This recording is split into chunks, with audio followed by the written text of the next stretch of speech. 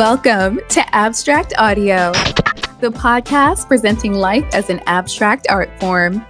The show that encourages you to perceive beyond the tangible, to extract the infinite from the finite, to see with the mind what you cannot physically see with the eyes. Oh, it's an emancipation. It's an exploration into areas usually overlooked. Explore with me on today's episode.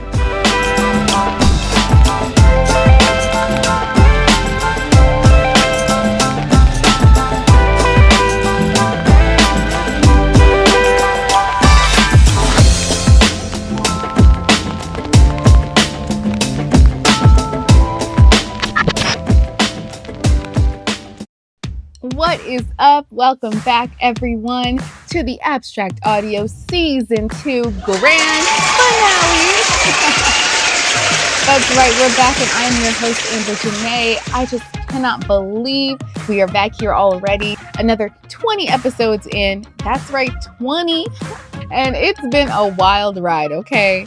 I mean, you know better than anybody, but today you're really in for a treat. Because this episode's a big one to mark the momentous occasion, of course. So we're diving straight into the deep end with our guest today. Let's go.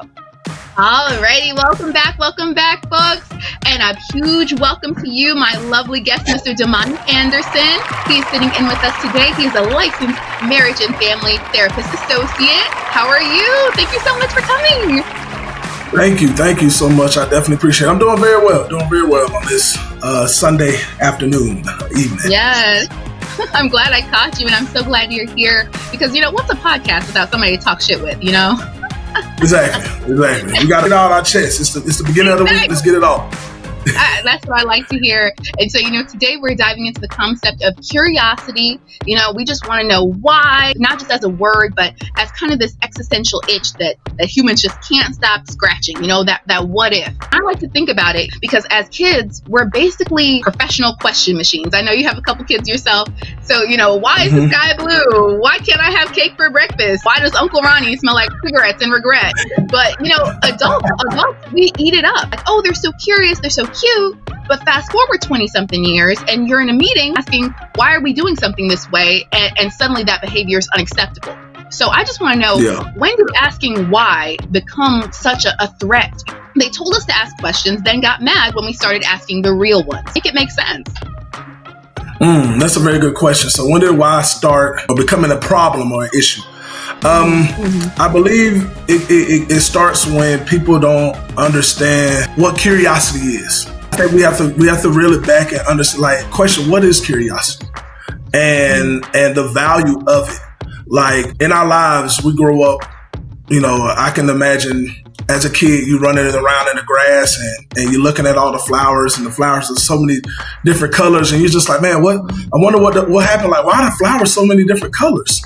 But yet, because society tells us that we should operate and move in one way or move in such and rigid us to be able to not have that freedom to think, then we suppress those feelings. And what happens over time is that curiosity gets killed in formal education. Let's just be honest.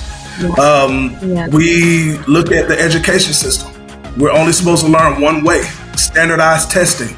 Everything has to be done this way.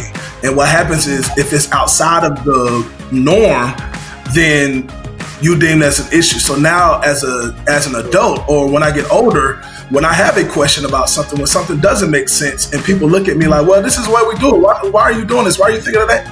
Now, internally, I'm like, oh, there's something wrong with me. And it kills that motivation because it's not cultivated. It's not nurtured. And that's where the breakage comes in at, if that makes sense. That makes perfect sense. That makes perfect sense. And you're right. And they say curiosity killed the cat, but a lot of that curiosity is within us is killed from an early age, unfortunately, like you said, by such strict systems that are in place in society, kind of pretends to hate that word now when why is really the engine that drives everything, because without it, there's no innovation, there's no exploration.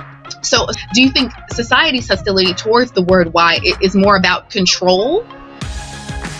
I believe so. You can take a look at what's going on right now in society. Us as a race, as Black people, as a culture, there's a lot of pushback, or there's a lot of an agenda at erasing the history of African Americans. There's an agenda at erasing slavery and erasing the concept. I read somewhere where it was just like, at one point in a book, they stated that slavery, like the Africans chose to come over to America and we chose to be sharecroppers. And, a lot of muddling over what happened. And what that does is because that curiosity factor starts to come into place. And when we sit and think about what happened to us, when we sit and think about, why is it that, we have some of the lowest percentages that, attend college? Why is it that, the wealth gap is such a large, vast space in between?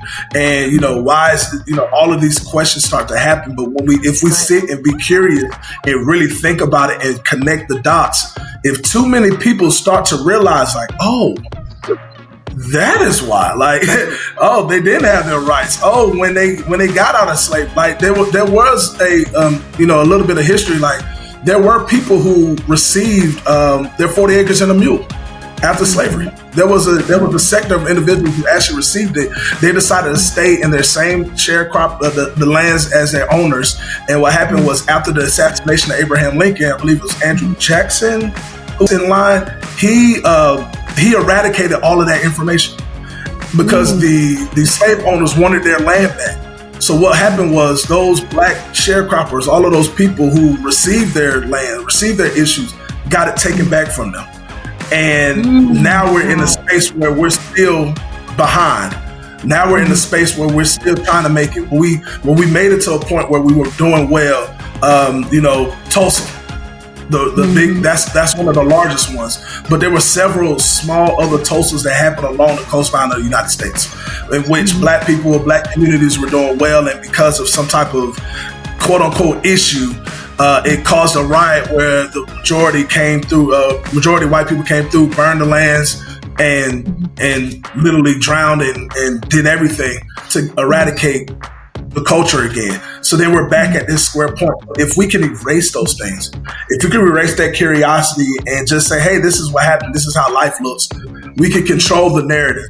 And in controlling the narrative, you can keep people in alignment in which the rich stay rich, the poor stay poor, and the middle class stay in between, because they don't want to say too much because they may end up like the poor. But then they don't have enough. They don't have enough and don't receive enough in order to be like the rich. It's all about that power line. And it's natural that people crave those explanations, because you're exactly correct. Like, and people are entitled to those explanations, because when 2 + 2 is making 5, you know what I mean? When 2 + 2 is making 5, that math is not mathing, and we're entitled to those explanations. So you're right, it's even more messed up that they're trying to take that away from us. But that's to be expected with the society and how things are set up. But is it because, we want to understand the world, or because we think knowing will make us feel less lost in it? And I think, unfortunately, a lot of Black people and people in general, too, just feel so lost in the world that questioning is really kind of a lot of people's outlet. Unfortunately, we're not getting answers to a lot of these questions that we have. So you have to do a lot of research on your own, which is why I'm glad that you're educating a few people as you were. But does asking why, do you feel like, just as you said, those middle class people don't want to ask, don't want to rock the boat. So do you feel like overall, does asking why help or hurt us in the long run? So let's walk it back. If George Washington Carver wasn't curious and asked, what different things can happen to the peanut, we wouldn't have the things that we had now. If Gary Morgan didn't ask, why does this happen, and why, we wouldn't have the invention of the gas mask, we wouldn't have the invention of the lights, the traffic light. What's my dude, the super soaker? I forgot his name right now. He was black. Yeah. These my people. My name is my big black therapist. So a lot of things I'm gonna quote is gonna go back to trace it back to our folks. But if these people didn't ask the questions, society wouldn't be where they are today. And the same thing across the board. Like that's a natural feeling. The curiosity nature of an individual is a natural occurrence. You think about children, the fact that, as a baby, I'm hungry and I start yelling. I start having these different, or I see a color and I pick at it. Or, my daughter right now, my youngest daughter is 1 right now, and she's in this phase of throwing stuff and making noises and hearing how things sound and clashing things together and even climbing now, because now she's walking. She's like, oh, let me climb. Like, that natural curiosity is what develops and breeds to progression. If my child wasn't curious about these things and just sat there and grew, there would be no upward mobility. There would be no progression in her learning. So so overall, learning and the curiosity that it has is in human development is definitely important, and this is definitely key to it. I mean, we wouldn't have access to be able to have this podcast here where we're talking in 2 different states. Like, we're hours away from each other, but we have the ability to, because people question, how does this happen? How can we do this? How can we learn this? How can we do that? So it provides a way to learn. It provides a way to grow. It provides a way to feel innovative. Absolutely. And that innovation is key as well. But you know what? I'll play devil advocate with you, because even, as you said, humans instinctively, we need to do more. We're hungry for that knowledge and going after it. But even with AI, for example, we want stronger, better, faster, easier, right? And I genuinely think that kind of mindset will, in the same time, be our downfall. So it can actually be our greatest, one of our greatest, our curiosity could be one of our greatest, marvels, one of our greatest points to humanity in general. But I do think eventually it will be our downfall. Take science, for example. The whole field is basically built on whys. Like you said, we've cured diseases. We've sent people to space. Well, if you believe that kind of thing, we send people to space, map the human genome, all because somebody asked why. But what they say, the more we learn, the less we actually know, we find one answer and it just opens up like 10 more questions. It's like running a race where the finish line just keeps moving, and I do feel like that is going to trip us up at some point. What do you think? So, yeah, I feel like, so there's a balance. There has to be a balance. There's a theory called optimal arousal theory, which talks about where people seek stimuli to maintain an optimal level of arousal. And it doesn't, when we hear the word arousal, we constantly, we typically think sexually or anything else like that, but it's the level of satisfaction. So, there is a level, there is a balance that happens in a lot of our lives where, it's like, hey, my wife, for instance, she's a medical doctor and she works at a county hospital and predominantly Hispanic population. One of her things that she wants to do is learn Spanish. Like, learning a second language and taking the time to understand that language is a way for her to balance her living, her ability to work. It's not needed. It's not something that's required. But in order for me to feel more, equipped for something, let me pick up this. People who may choose instruments to play an instrument. Like, hey, I want to learn to play an instrument. These things aren't needed.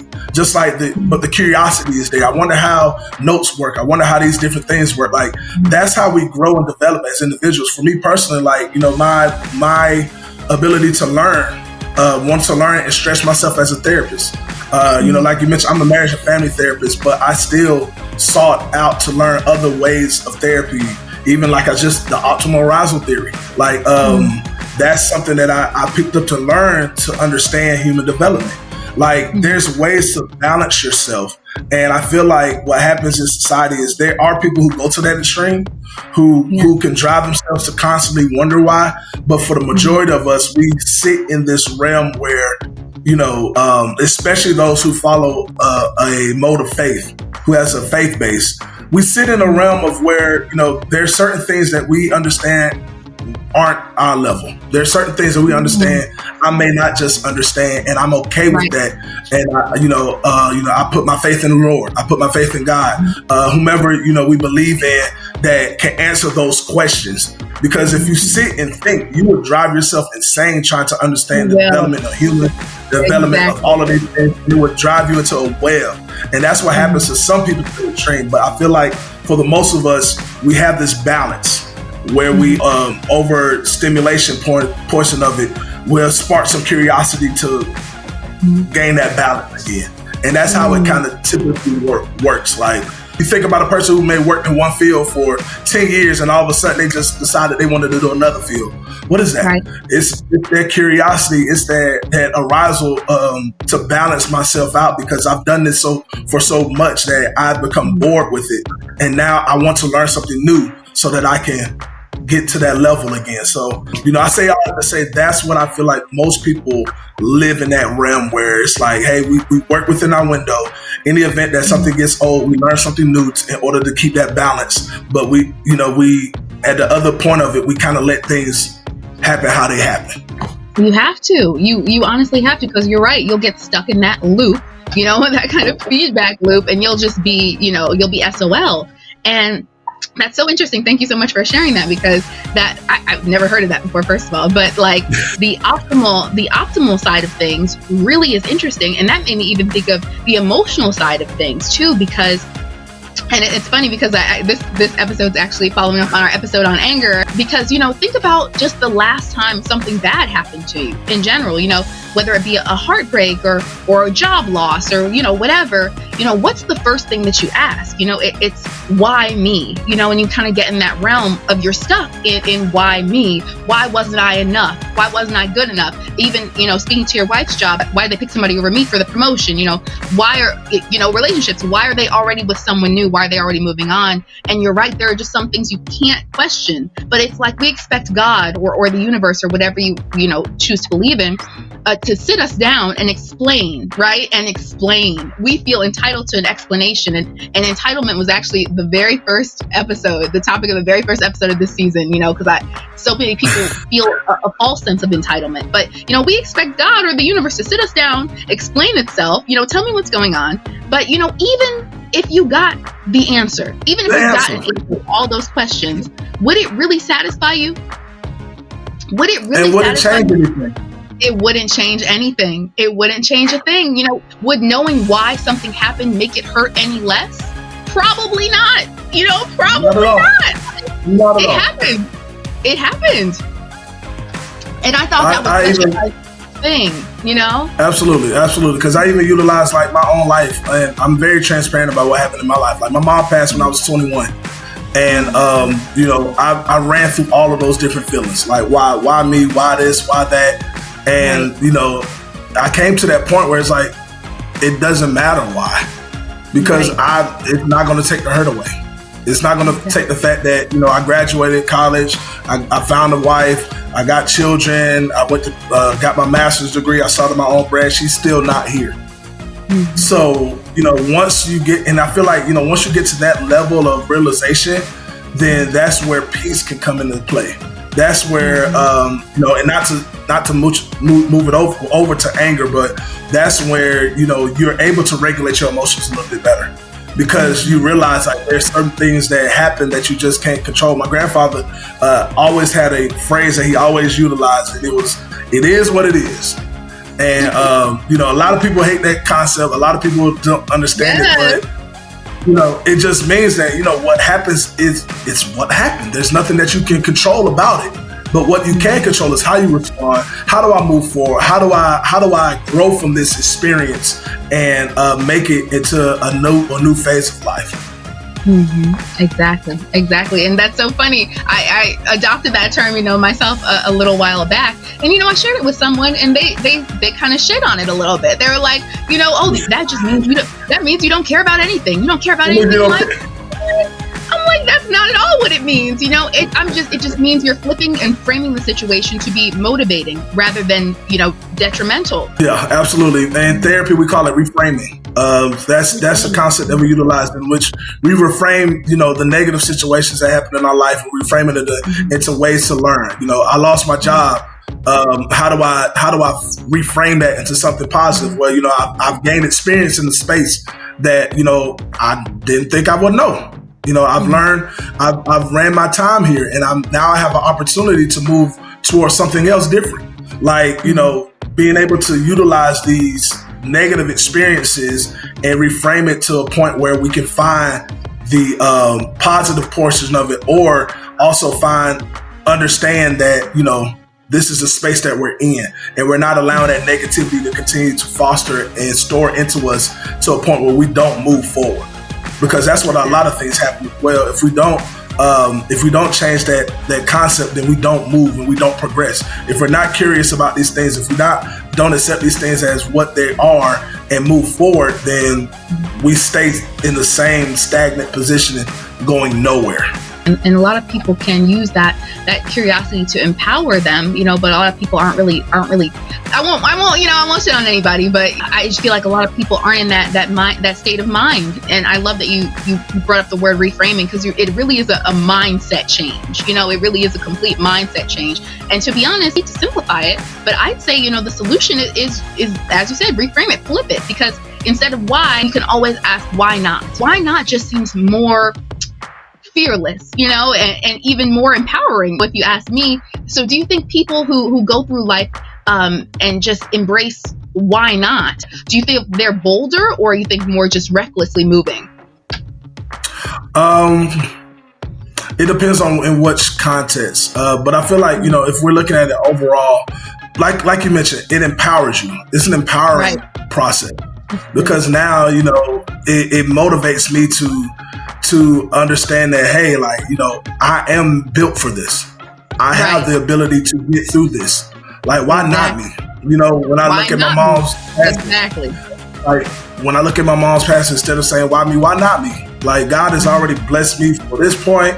He's already brought me to a point where I'm in college, and I'm making these things, and I have a strong support system around me, and I'm very emotionally attuned with how I feel. You know, why not it happened to me? Because now I am able to use my story to impact other people. You know, now I'm able to utilize what I've done and what I've experienced to help the next person move forward. You know, that's what that shift does. There's, I mean, there could be a myriad of answers why. Right. And you want to go down that road. Because you're this, because you're that, because you're this, and now what does that do? Make you happy. You're gonna feel it really bad if you say why you, and then because that's what it does subconsciously. You know, when we think about if we struggle with weight, or if we struggle with how we look and appearances, and we think about why me, why is this? The reason why we're asking that question is because of our own insecurities that we have already. That's already there. That's telling us that we're this person. You know, the reason why it happened to you is because your daddy wasn't in your life. The reason why it happened to you is because, you know, you didn't believe in yourself, and you never lived with your mom, and this and that. Like, you start to run these stories in your head, and all that does is perpetuate that type of influence to come into your life. That negative influence to come into your life, and that's what you see. So now that's all you see in it. You don't see the good, and that's what happens as well, because it affects your relationship. The lack that it also affects how you communicate with other people. And now, you know, why don't nobody want to be around me? Because every time I come around you, you're bringing up the negative things. You're bringing up all of these different spaces, because you don't have a mindset where we're moving forward and we're progressing and realizing the space that you're in, and the amount of power that you have in your life, in your lived experiences. For anybody out there, whatever lived experience that you have, you know, I challenge you to say, why not? Why not you? Because use that trauma, use those issues to empower you to continue to move forward and be a better version of yourself, because you got through it. You survived it. Whatever the issue is, you survived it. So now you can utilize that as your catapult into a better space. Oh, and I couldn't have said that better myself. That's so true. And bad things will happen to everybody. Bad things happen to everybody all the time, you know. And I mean, we all want to think that we're the exception to the rule. You know, we want to think we want to be the chosen ones, you know, the ones who catch the break, you know, the ones who don't have to deal with all the crap that everybody else seems to, right? But real talk, life isn't handing out no exceptions. You know what I'm saying? Life isn't handing out exceptions. We're all in the same boat, navigating the same wild, messy, risky, unpredictable waters. So why shouldn't it be you who faces those challenges and come out on the other side? You know, why shouldn't it be you know, the one to step up to the plate and face hard stuff head on? And I feel like when you start to ask, why not me? It's like you said, a mental shift, and it makes you take ownership of your struggles, you know, instead of victimizing yourself, like you said, instead of victimizing yourself, because you will get caught up and that'll suck you in too. Absolutely. And, you know, even with that victimization, it's okay to save space and call it what it is. Because, you know, I don't want people to also think that, you know, just because I was a victim, that I can't state that I was a victim. No, you weren't. And it's okay to acknowledge that. It's okay to acknowledge that these things happen to you. But once we acknowledge it, now let's move forward. You know, I was a victim, but now even in that space of me being a victim, I was able to get through it. And this is what I utilize to get through it. I'm grateful for my opportunity to be on the other side of it. Like that's the space of reframing it, because we don't want to say like, you know, it victimizes you and now don't live it. Ignore it. Like, no, if you were sexually assaulted, you were sexually assaulted. You were a victim. Like, don't try to make it seem as if, no, that's exactly what happened. Now, with that, how are you able to navigate and process that and become on the other side of that? And what has that done for you? How has that empowered you to move forward instead of just sitting in that victimization space for a continuing amount of time? That's exactly right. People are focusing too much on the why things are happening to you instead of looking at how things are happening for you. You know, you have to think that things are happening for you, for your better good, for your growth, for your embetterment. And, you know, we're at the end of the day, we're all obsessed with knowing why things happen, you know, why people do what they do, you know, why life works the way it does. But at the end of the day, it's not so much the why that matters, you know.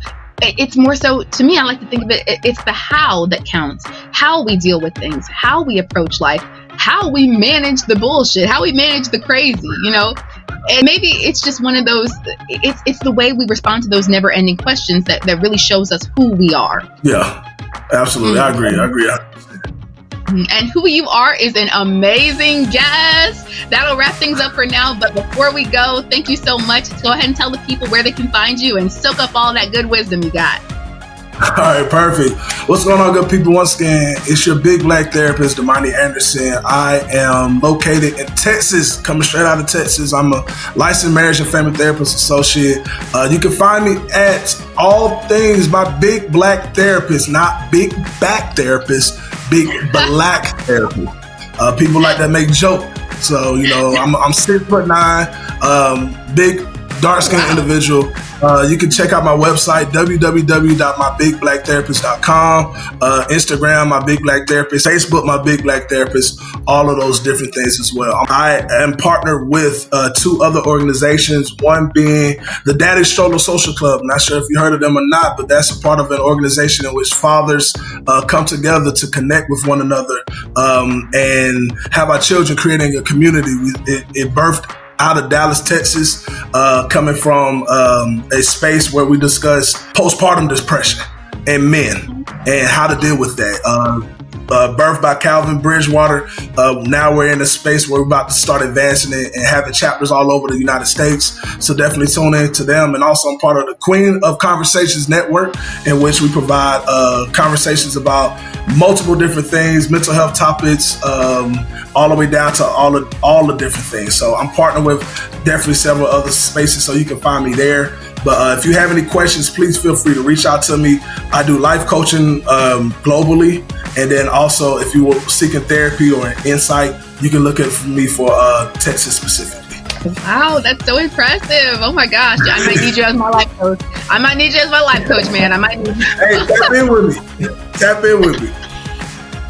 But you heard the man, and you know where to find me as always at Abstract Audio across all platforms. And as you head out into your week, keep asking the good questions. You forget to appreciate the abstract in your life. And until next time, guys, stay curious, stay bold, and don't get stuck in that loop. See you guys next season. Thanks so much.